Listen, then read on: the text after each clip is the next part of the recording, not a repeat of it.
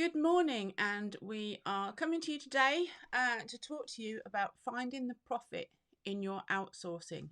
So, outsourcing is one of those things that people are often afraid or uncomfortable to do. They put it off, they don't enjoy it, they think that somebody else is not going to do the job better than they are. But oftentimes you find that when you get to the point where you're really, really busy and you're really struggling to keep up with your own workload, the time that you should be outsourcing profitably is when you don't think you need to. So, a few months beforehand, when you're not quite that busy, you've got time to teach people how to um, do the work that you want to do the way you want to do it. You've got time to work with them, and you've got time to teach them how to do things the way you want them to do it, or properly. So the challenge is what to outsource and when to outsource it. And with outsourcing, one of the things that people often factor in is they look at it and they just see it as a cost center. They say, well, it's just costing me money. If I did it myself and spent the time doing it, I'd be saving money. But the reality of the situation is actually, in saving that time, you can generate more money than you're actually spending on outsourcing. But the other thing to factor in with outsourcing as a whole is, well, this is from what I've seen as an experience, is that we often see people looking at outsourcing and they just compare the price. They just go, here's how much this one costs, here's how much this one costs, and they only look at that. But what they're not addressing is the value which each outsourced service is offering. It might be that one's a better fit with your business. It might be a little bit more expensive, but if it's a better fit, you'll get a better quality of service. So it's really something to factor in.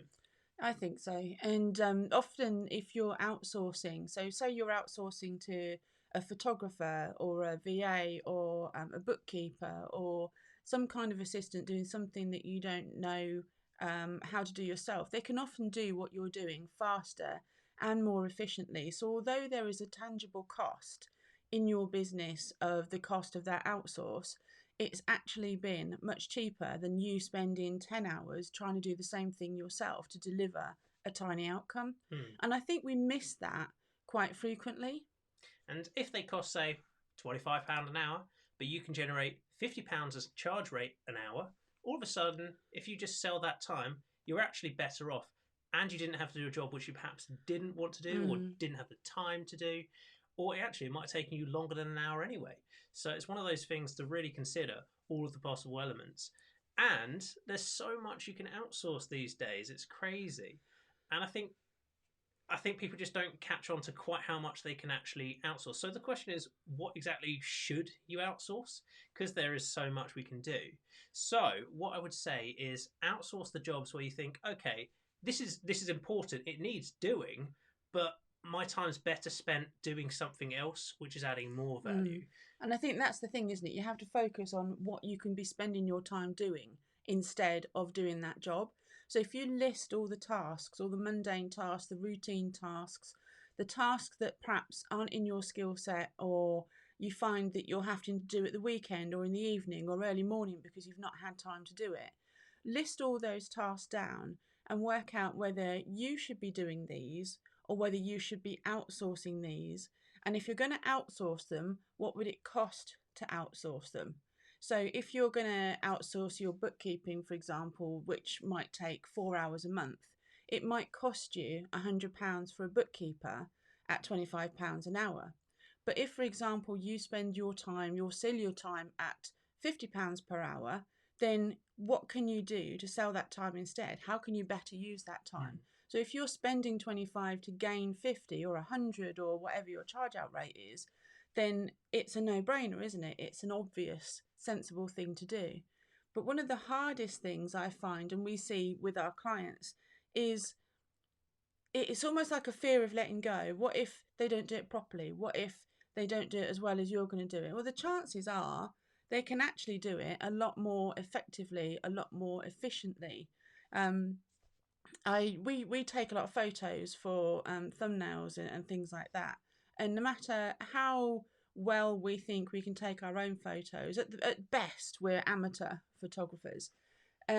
So I went to London this week or last week to have some photos done by somebody else, and the quality of the photos. Now, obviously, it's going to cost me a lot more, but she got a much better angle, a much better view, much crisper, much better quality of picture than we could ever do at home. So for the money that I'm going to spend on buying those photographs, it's much better than us trying to do something that doesn't look as professional or as good quality that we could do in-house.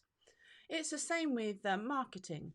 You know, could you outsource some of your marketing? Could you outsource your Facebook page management or your Facebook ads and things like that?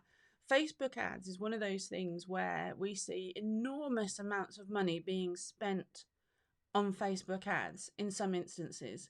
And for clients who know how to do it well, that's great, the money's well spent. But for those who don't, it's often dead money spent pitching to the wrong audience and sending the wrong message out.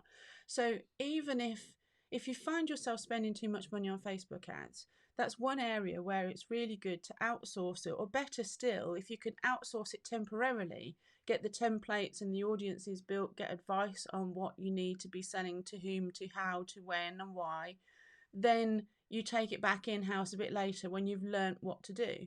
So one way you can profit from outsourcing, apart from the obvious outsource and spend the time doing something else and more productive instead, is to outsource but have somebody teach you that skill and bring that skill in-house. Mm.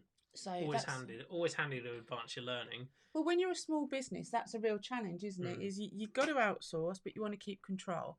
You want to do everything yourself, but you shouldn't really, because that, you know, you're wearing too many hats. Then you've got too much on your plate. You become overwhelmed.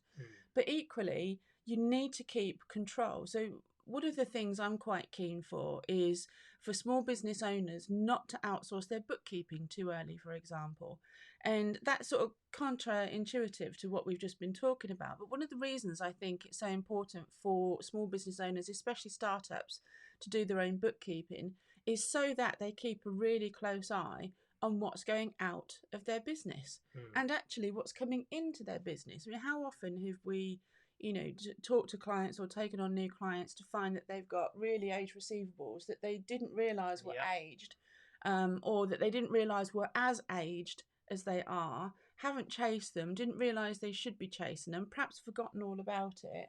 And so that control isn't there. So if you outsource that job, then somebody else is going to take care of that for you and perhaps have, they'll look at things with a slightly different view and they'll often do things more productively, more efficiently. You know, we all know the logic of outsourcing, but we don't spend the time to really sit down and look at whether we should or should not be doing it. But I think the try and decide approach is really good, because if you at least try it, you know what you're wanting from the job. You know what you're looking for when you go to apply for an outsourcing solution. So you've kind of got to you've got to tread the water a little bit. You've got to test it. You've got to see how you want a service to be delivered to actually work out how to outsource. As Lisa mentioned, sometimes the best way to get your understanding of your systems is to actually do some of these jobs yourself first and then work out what's less value adding than other jobs, so that you think, okay, my time's better spent doing this job and that job. That one I'm willing to outsource. Yeah. When you start getting a bit bigger in business and more profitable and you've got more money, you can then be focusing more, almost entirely, on customer service, customer retention, customer development, customer gaining and going out there and finding new customers. So it should all be spent on growth and servicing your existing customers. Everything in your back end should then be outsourced. It should either be delegated or ditched or completed in another way, but not by you. So you've got to start focusing when you get to that level where you're really starting to grow your business, to delegate the entire back end to somebody else and let them do all the admin, so that you can focus purely on customer delivery, customer growth and customer retention. Because the problem with growth, one of the biggest challenges is capacity. When you get to the point where you physically can't do more, you've run out of time, and you just simply can't grow because you've hit that barrier. So outsourcing's a really good solution just to overcome that barrier. And do it before you think you need it, because when you need it, it'll be too late and it will be 10 times harder to actually transition and teach somebody and turn it over when you're already too busy. So we often hear that that's a challenge. I'm too busy, I haven't got time to focus on my outsourcing.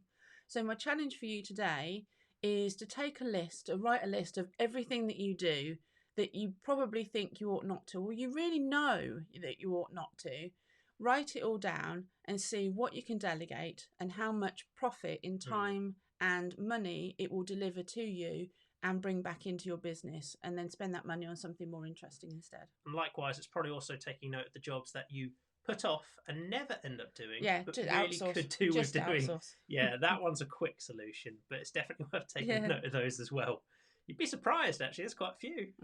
So let us know in the comments what you've outsourced successfully or what you think you ought to be outsourcing. You never know, there may be someone in the group who can help you with that. So that's it from us today, and we'll speak to you tomorrow. So take care. Bye for now. Bye.